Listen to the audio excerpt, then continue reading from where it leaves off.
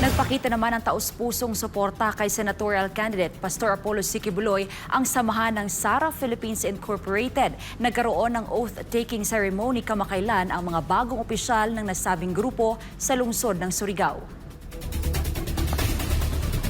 Nasa tinatayang 24,000 ang mga miyembro ng Sara Philippines Incorporated sa Surigao City.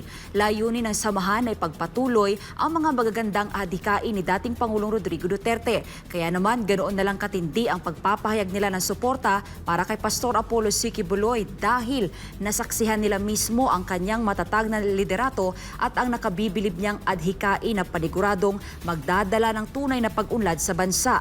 Sa nasabing lugar, inihayag ni Carlo Tiil, co-convener at isa sa mga representante ng Pastor Apollo C. Quiboloy for Senator Movement ang mga plataporma de gobyerno at mga programa ni Pastor Quiboloy para sa mamamayang Pilipino kapag nanalo ito.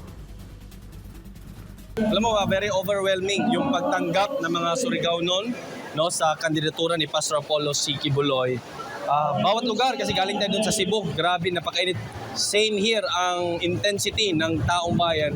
Maramdaman mo yung clamor ng tao kasi pagod na sila sa sistema, corrupt system sa gobyernong ito na puro pangpangabuso, puro pambubuto lang ginagawa. Nakita nila ngayon na si Pastor Apollo seryoso sa kanyang plataforma, seryoso sa kanyang sinasabi.